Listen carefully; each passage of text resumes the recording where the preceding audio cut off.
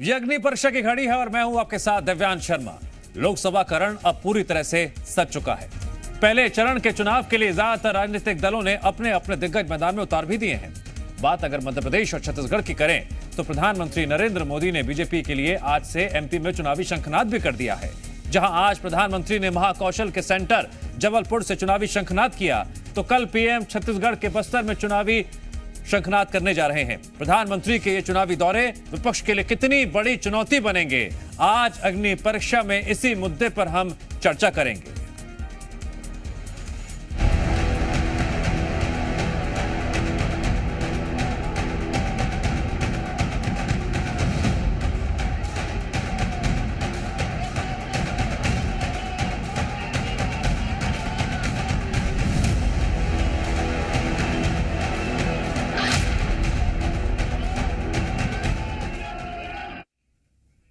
दो 2014 के बाद से बीजेपी का सत्ता पर काबिज रहने का सबसे बड़ा कारण है प्रधानमंत्री नरेंद्र मोदी। 2014 से प्रधानमंत्री ने जिन जिन सीटों पर चुनावी कमान अपने हाथों में ली है, वहां बीजेपी को जीत हासिल हुई है। और इस कड़ी में 24 के रण से पहले प्रधानमंत्री आज मध्य प्रदेश के जबलपुर पहुंचे और चुनावी कमान अपने हाथों में ली। जबलपुर में प्रधानमंत्री ने लगभग 1 किलोमीटर लंबा रोड शो निकालकर चुनावी प्रचार किया और उसी रोड शो से जुड़ी 6 अलग अलग तस्वीरें आप देख रहे हैं। जनता को साधने की किस तरह से कोशिश की गई। पीएम मोदी के इस रोड शो को भव्य बनाने के लिए बीजेपी के तमाम नेताओं ने पूरी तैयारी कर रखी थी। मंत्री कैलाश विजयवर्गीय समेत पार्टी के अन्य नेताओं ने घर घर जाकर लोगों को निमंत्रण के पीले चावल दिए थे। 16 मार्च को आदर्श आचार संहिता लागू होने के बाद पीएम मोदी की मध्य प्रदेश में यह पहली यात्रा थी। अब जहां आज प्रधानमंत्री मोदी ने एमपी में चुनावी शंखनाद किया, तो कल प्रधानमंत्री छत्तीसगढ़ जाने वाले हैं, जहां वो पहले चरण में आने वाली एकमात्र सीट बस्तर पर चुनावी हुंकार भरेंगे और प्रदेश के नक्सलगढ़ में चुनावी रैली कर जनता को साधने की कोशिश करेंगे। तो वहीं छत्तीसगढ़ में पीएम के दौरे से पहले कांग्रेस बीजेपी के बीच जमकर सियासी बाढ़ भी चल रहे हैं। जिन्होंने भगवान राम को लाया है वो आज हमारे पास में आए हैं, तो निश्चित तौर पे उसको देखने और सुनने के लिए लोग स्वस्फूर्त उमड़ पड़ रहे हैं। यहाँ पर तो हम लोग 8-8, 10-10 किलोमीटर में लोगों को लाने के लिए कोई परिवहन की व्यवस्था नहीं की है। लोग चाहते हैं कि हम सब जाएंगे और क्या कहते हैं माननीय मोदी जी को हम उनको सुनना पसंद करेंगे और मोदी जी को चुनेंगे। कितने की संभावना है? 1 लाख से ऊपर की संख्या यहाँ पर। स्वागत है बस्तर में प्रधानमंत्री मोदी जी का, लेकिन मेरा सवाल है उनसे, अगर आप बस्तर आ रहे हैं तो बस्तर की जनता को जवाब देना चाहिए कि बस्तर के आदिवासी, छत्तीसगढ़ के आदिवासियों का, खासकर बस्तर के 15 महीने से अधिक हो गए 32% आरक्षण को विधानसभा में पास किया गया, उसको राजभवन में रोकने का काम आपकी सरकार ने और आपने क्यों रोका है? क्या आप आरक्षण 32% देंगे बस्तर के आदिवासियों को? इसका जवाब प्रधानमंत्री को देना चाहिए। अब जहां प्रधानमंत्री नरेंद्र मोदी के दौरे को लेकर दोनों ही प्रदेशों में सियासत जारी है, तो पहले आपको बता देते हैं कि मध्य प्रदेश छत्तीसगढ़ में प्रधानमंत्री मोदी कब कब आने वाले हैं।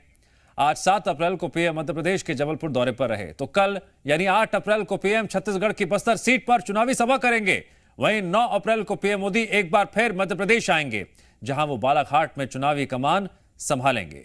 अब जहां आचार संहिता लगने के बाद सबसे पहले एमपी के जबलपुर दौरे पर आए, आपको बता देते हैं बीजेपी ने प्रधानमंत्री के दौरे के लिए जबलपुर को क्यों चुना।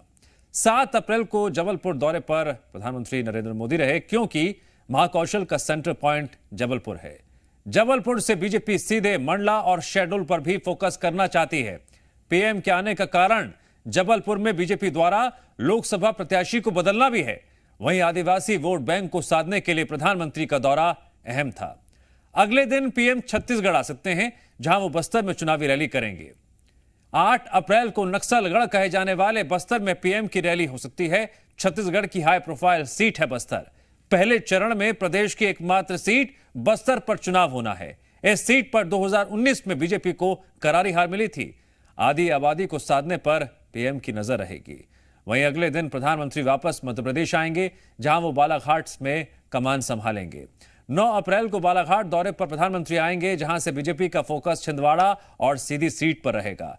एमपी में 2 सीटों पर प्रधानमंत्री का प्रचार करेंगे। 2 सीटों से पहले चरण की 6 सीटों पर नजर है। आदिवासी वर्ग को साधने के लिए पीएम का यह दौरा बेहद महत्वपूर्ण माना जा रहा है। पहले चरण के चुनाव से पहले पीएम मोदी के बाद अब राहुल गांधी के भी एमपी दौरे की संभावनाएं हैं। माना जा रहा है कांग्रेस नेता राहुल गांधी 8 अप्रैल को मध्य प्रदेश दौरे पर पहुंच सकते हैं। आगामी लोकसभा चुनाव के लिए वे मंडला सीट से हुंकार भरेंगे। कांग्रेस आदिवासी वोटर्स पर फोकस करते हुए ट्राइबल बेल्ट में राहुल गांधी की सभाएं आयोजित कराएगी। एमपी की 6 लोकसभा सीटों पर पहले चरण में वोटिंग होनी है। इन सभी 6 सीटों पर आदिवासी वोटर्स अहम भूमिका निभाते हैं। अब आपको यह भी बता देते हैं कि राहुल के एमपी दौरे में क्या क्या खास रह सकता है। कल यानी 8 अप्रैल को एमपी आ सकते हैं राहुल। मंडला में राहुल गांधी की पहली सभा हो सकती है। ट्राइबल बेल्ट पर कांग्रेस का फोकस है। पहले चरण की 6 सीटों पर कांग्रेस की पैनी नजर है।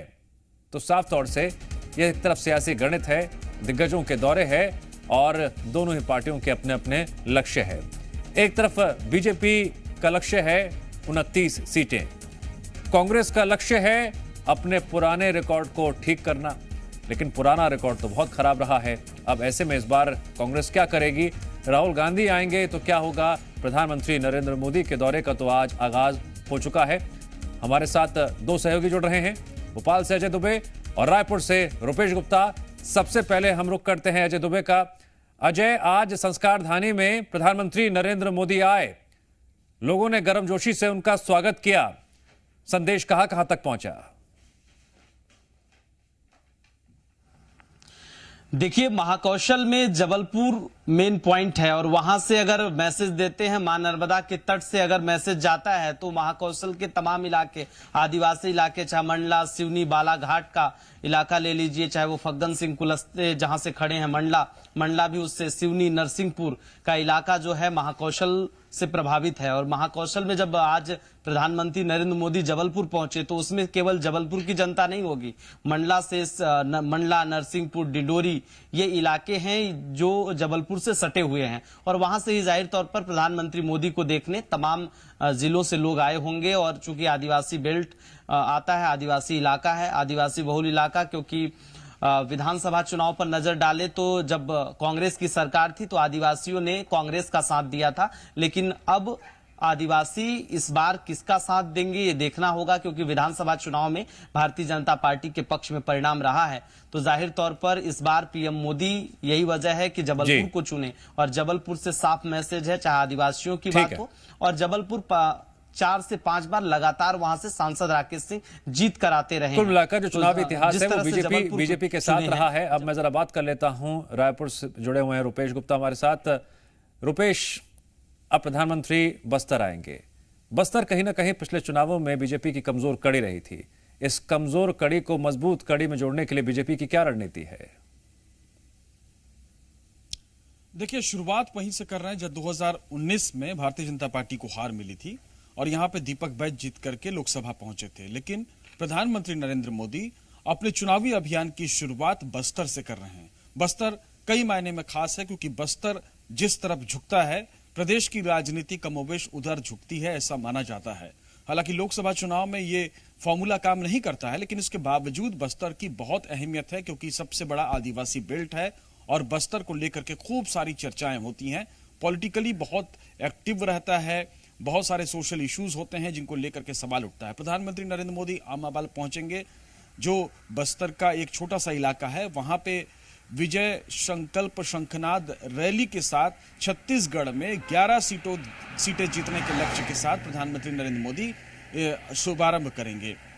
चूंकि बस्तर एक ऐसी सीट है जहां 2019 में भारतीय जनता पार्टी को हार मिली थी, कोरबा दूसरी सीट थी, तो भारतीय जनता पार्टी का लक्ष्य है कि 11 की 11 सीटें जीती जाएं।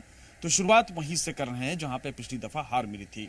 चूंकि विधानसभा चुनाव में बस्तर की ज्यादातर सीटों पर भारतीय जनता पार्टी जीती थी, इस लिहाज से बस्तर बहुत खास हो जाता है, बहुत महत्वपूर्ण हो जाता है। विधानसभा में देखें तो केवल 2 सीट कांग्रेस के पास है, जबकि सारी सीटें भारतीय जनता पार्टी के पास है। इस बार कवासी लकमा को कांग्रेस ने उतारा है, महेश कश्यप को भारतीय जनता पार्टी ने उतारा है, नया चेहरा है। लेकिन जिस तरह से लगातार भारतीय जनता पार्टी ने पिछले कुछ सालों में बस्तर में काम किया है, माना यह जा रहा है कि बस्तर में भारतीय जनता पार्टी की स्थिति काफी मजबूत है और उसी के मद्देनजर भारतीय जनता पार्टी कमर कस चुकी है। कल प्रधानमंत्री जो संकल्प रैली करेंगे, उस संकल्प रैली में ज्यादा से ज्यादा संख्या में लोग पहुंचे और प्रधानमंत्री को सुने और चार्ज हों, और उसका नतीजा जो पहले फेज में इलेक्शन होना है वहां बस्तर में होना है, तो उसमें उसका रिफ्लेक्शन देखा जा सके। तो कुल मिलाकर के भाजपा की रणनीति यही है कि पूरी ताकत भारतीय जनता पार्टी दिखाएगी। 1 लाख से ज्यादा लोगों के जुटने का दावा केदार कश्यप जो कि मंत्री हैं वो कर रहे हैं, बस्तर के सबसे बड़े भारतीय जनता पार्टी के नेता माने जाते हैं। तो जाहिर तौर पे कल की रैली पर सबकी नजर रहेगी। बस्तर से एक मैसेज देंगे प्रधानमंत्री नरेंद्र मोदी जी। अब रुक करते हैं एक बार फिर अजय दुबे का। अजय, प्रधानमंत्री नरेंद्र मोदी आज जबलपुर जब आए, जनता ने देखा वहां पे क्या नजारा था, लेकिन कांग्रेस में इस वक्त जो भगदड़ मची हुई है उस पर विराम कैसे लगेगा, ये तो सवाल है ही। लेकिन सवाल इस बात का भी है कि कांग्रेस के सामने चुनौती है जनता के बीच पैठ बनाने की, संदेश पहुंचाने की। तो संदेश पहुंचाने के लिए राहुल गांधी आ रहे हैं, उसको लेकर आप जमीनी स्तर पर क्या तैयारियां देख पा रहे हैं? कांग्रेसी कार्यकर्ताओं में क्या संदेश जा रहा है? क्या माहौल है कांग्रेसी खेमे में? देखिए, कांग्रेस पार्टी के जो नेता हैं राहुल गांधी कल मध्य प्रदेश के दौरे पर रहेंगे। जब से तारीखों का ऐलान हुआ है, पहली बार वो मध्य प्रदेश के दौरे पर आएंगे चुनाव की तारीखों के ऐलान के बाद, क्योंकि सिवनी और शहडोल 2 जगहों से वो आम जनसभा को संबोधित करेंगे। 2 बजे के करीब सिवनी और उसके बाद शाम के वक्त करीब 4 बजे का वक्त शहडोल के लिए निर्धारित किया गया। 4 बजे शहडोल, चूंकि आदिवासी बहुल इलाका आता है, इन इलाकों में शहडोल जो है पहले फेज में वहां पर चुनाव होना है और लगातार वहां से भारतीय जनता पार्टी के जो राष्ट्रीय अध्यक्ष है जेपी नड्डा, वो भी वहां से प्रचार करके जा चुके हैं। और ऐसे में यही वजह है कि कांग्रेस ने वो शहडोल को चुना है, क्योंकि राहुल गांधी मध्य प्रदेश में आएंगे। राहुल गांधी, कांग्रेस ने अपना मैनिफेस्टो भी जारी कर दिया है। ऐसे में उस मैनिफेस्टो के जरिए राहुल गांधी मध्य प्रदेश में आकर मैसेज देंगे कि उन्होंने क्या वादे किए हैं। 5 जो न्याय की बात की है और 25 जो गारंटियां दी हैं, उसमें क्या क्या है। अब वो अपनी बातों को कितना समझा पाते हैं, क्योंकि जब राहुल गांधी, चाहे भारत जोड़ो यात्रा की बात हो, चाहे भारत जोड़ो न्याय यात्रा की बात हो, राहुल गांधी अब भारत जोड़ो न्याय यात्रा के जरिए कांग्रेस को कितना न्याय दिला पाते हैं, इस बार जनसभा में जनता को कितना समझा पाएंगे। क्योंकि विधानसभा के दौरान भी राहुल गांधी मध्य प्रदेश के दौरे पर आए थे। भारत जोड़ो यात्रा मध्य प्रदेश में जिन इलाकों से होकर गुजरे, वहां कोई फायदा कांग्रेस को नहीं हुआ, क्योंकि जिन 22 सीटों से होकर वो गुजरे, वहां से 18 पर भारतीय जनता पार्टी को जीत मिली, 3-4 पर कांग्रेस के विधायक चुने गए। और ऐसे में लोकसभा चुनाव में न्याय यात्रा निकाल कर आए, उसके बाद अब जनसभा को संबोधित करेंगे 2 जगहों पर, क्योंकि मध्य प्रदेश हो या देश भर में पीएम मोदी के चेहरे पर चुनाव लड़ा जा रहा है। और भारतीय जनता पार्टी में चाहे वो सनातन की बात हो, चाहे राम मंदिर की बात हो, 370 की बात हो, चाहे सरकार की वो जन कल्याणकारी तमाम योजनाएं हैं, चाहे वो ज्वाला से लेकर आवास से लेकर पीएम सम्मान निधि की बात कर लीजिए, तो तमाम योजनाओं के आसरे भारतीय जनता पार्टी चुनावी मैदान में है। अब कांग्रेस जिन गारंटी और जिन न्याय की बात कर रही है, राहुल गांधी कितना जनता को समझा पाते हैं, ये देखना होगा कि अपनी रैली के जरिए लोगों को कितना। बिल्कुल, ये चुनावी द्वंद्व है जहां सियासी संग्राम लगातार जारी है। दिग्गज पहुंच रहे हैं, जनता को संदेश दे रहे हैं, अपने पाले में लाने की कोशिश कर रहे हैं। आप दोनों का शुक्रिया जानकारी देने के लिए। और अब बात करते हैं सीट के सियासी गणित की। अग्नि परीक्षा में हम आपको हर दिन एक सीट का सियासी गणित समझाते हैं, और आज जिस सीट की हम बात करने जा रहे हैं वो है जबलपुर सीट। आज प्रधानमंत्री के दौरे के बाद यह सीट काफी सुर्खियों में भी आ गई है। यही वजह है कि आज हम आपको इस सीट का सियासी समीकरण बताने जा रहे हैं। जबलपुर के सियासी गणित की बात करें तो बीजेपी ने आशीष दुबे को मैदान में उतारा है। यहां 1996 से सीट पर बीजेपी का ही कब्जा है। जबलपुर ऐसी सीट है जहां कांग्रेस जीत के लिए सिर्फ इंतजार ही कर रही है। यहां एसटी आबादी 15.04% और एससी आबादी 14.3% है। जबलपुर लोकसभा सीट को बीजेपी का गढ़ माना जाता है। अब आपको यह भी बता देते हैं कि ऐसा क्यों कहा जा रहा है। जबलपुर सीट पर काफी लंबे अरसे से बीजेपी का दबदबा कायम है। 1996 से बीजेपी को यहां पर हार नहीं मिली है। 1974 तक सीट पर कांग्रेस का कब्जा रहा था। 1982 में पहली बार सीट पर कमल खिला था। 2024 में कांग्रेस बीजेपी ने उतारे नए उम्मीदवार। प्रधानमंत्री के दौरे के बाद महाकौशल संभाग के जबलपुर सीट की चर्चा चारों ओर है। अब आपको इस सीट पर 2014 और 2019 के चुनावी नतीजे भी बता देते हैं। जबलपुर लोकसभा सीट पर 2014 में बीजेपी ने जीत हासिल की थी। 2019 में भी बीजेपी ने जीत हासिल की थी। अब जहां एक तरफ सत्ता की हैट्रिक लगाने के लिए प्रधानमंत्री नरेंद्र मोदी 2500 किलोमीटर का सफर तय कर 3 राज्यों का धुआंधार चुनाव प्रचार करने के लिए उतरे, तो वहीं विपक्ष की ओर से ममता बनर्जी और तेजस्वी यादव ने अपने जुबानी तर्कश से तीखे बाण पीएम मोदी की ओर छोड़े। खास बात यह है कि पीएम मोदी कांग्रेस पर लगातार तीखे हमले बोलते रहे, लेकिन गांधी परिवार आज किसी भी चुनावी सभा में प्रचार करने के लिए नहीं दिखाई दिया। 400 पार के इरादे से धुआंधार प्रचार कर रहे पीएम मोदी बिना रुके इंडिया गठबंधन के एक एक घटक दल पर तीखा हमला बोलते रहे।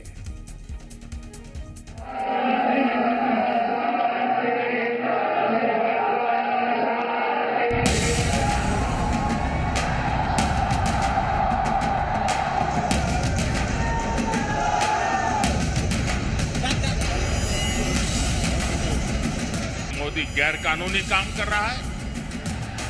क्या गारंटी देना गैर कानूनी है? चुनाव प्रचार धुआंधार। प्रधानमंत्री नरेंद्र मोदी दिल्ली से बिहार के नवादा, नवादा से पश्चिम बंगाल के जलपाईगुड़ी और जलपाईगुड़ी से मध्य प्रदेश के जबलपुर में तो कभी चुनावी रैली में विपक्ष पर हमला बोलते दिखे, तो कभी रोड शो करते करते विपक्षी एकता को अकेले चुनौती देते दिखाई दिए। पीएम मोदी दिन ढलते ढलते मध्य प्रदेश के जबलपुर पहुंचे, जहां रोड शो के दौरान बीजेपी अपनी ताकत का प्रदर्शन करते दिखाई दी।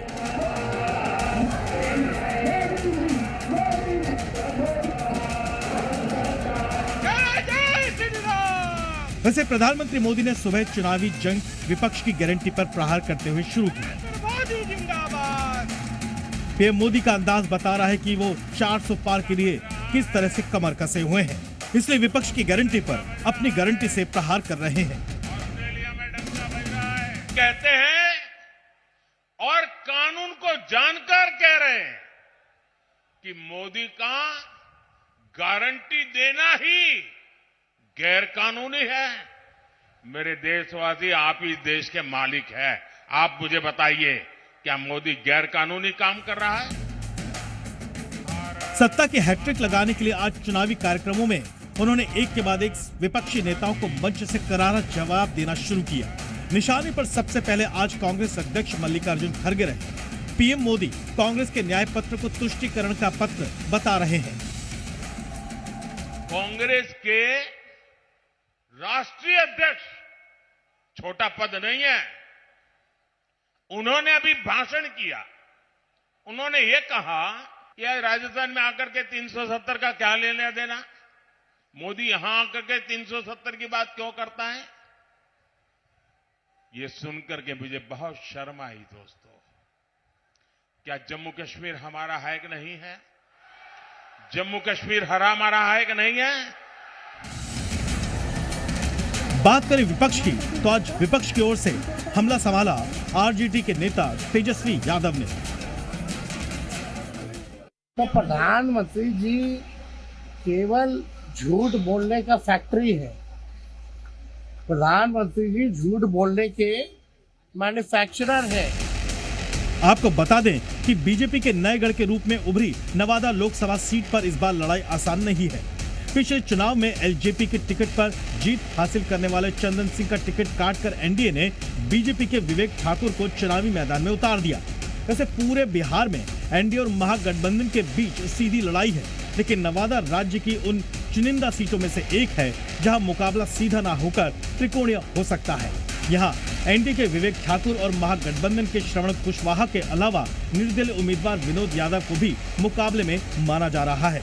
विनोद यादव नवादा के कद्दावर नेता राजवल्लभ प्रसाद यादव के भाई हैं। वैसे 2014 में नवादा में पीएम मोदी गिरिराज सिंह के पक्ष में चुनाव प्रचार के लिए आए थे। 72 घंटों में पीएम मोदी का ये दूसरा बिहार का दौरा भी है। इससे पहले 4 अप्रैल को मोदी जम्मू में चुनाव अभियान के दौरान आए थे। बिहार से निकलकर पीएम मोदी ने पश्चिम बंगाल के जलपाईगुड़ी से ममता दीदी पर सीधा हमला बोला। मोदी ने संदेश खाली का जिक्र करते हुए भ्रष्टाचार पर सीधा हमला बोला। ईडी ने करीब 3,000 करोड़ रुपया उनका संपत्ति और सारी चीजें अटैच करके रखी हुई है। 3,000 करोड़ रुपया। वहीं ममता बनर्जी ने भी पुरुलिया में अपने चुनावी भाषण में साफ कर दिया कि वो इतनी आसानी से बीजेपी को बंगाल में ताकतवर नहीं होने देंगी। पश्चिम बंगाल में पिछले 10 सालों से पीएम मोदी समेत पूरी बीजेपी लगातार ममता सरकार की नीतियों पर हमला बोल रही है। पश्चिम बंगाल की कानून व्यवस्था का मामला हो या फिर हिंसा और भ्रष्टाचार जैसे मुद्दे हो, पीएम मोदी पूरी तरह से पश्चिम बंगाल की सरकार पर हमलावर है। इसलिए माना जा रहा है कि इस बार ममता को अपना गढ़ बचाना इतना आसान नहीं होगा। टीएमसी चाहती है कि उसके तोलाबाजों को, भ्रष्टाचारी नेताओं को आतंक का खुला लाइसेंस मिले।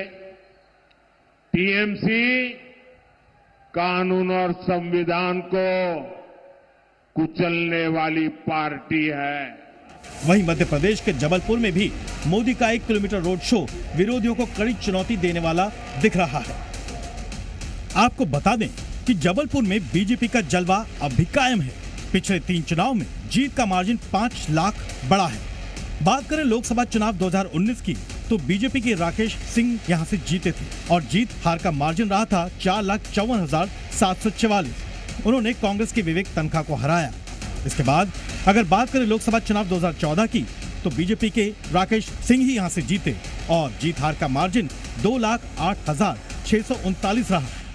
इस बार भी उन्होंने कांग्रेस के विवेक तनखा को ही हराया। लोकसभा चुनाव 2009 की बात करें तो जीत हार का मार्जिन रहा था 1,06,003 और इस बार कांग्रेस के रामेश्वर निखरा को हराया था।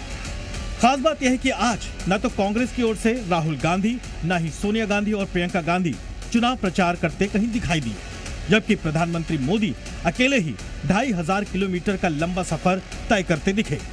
ब्यूरो रिपोर्ट, जी मीडिया।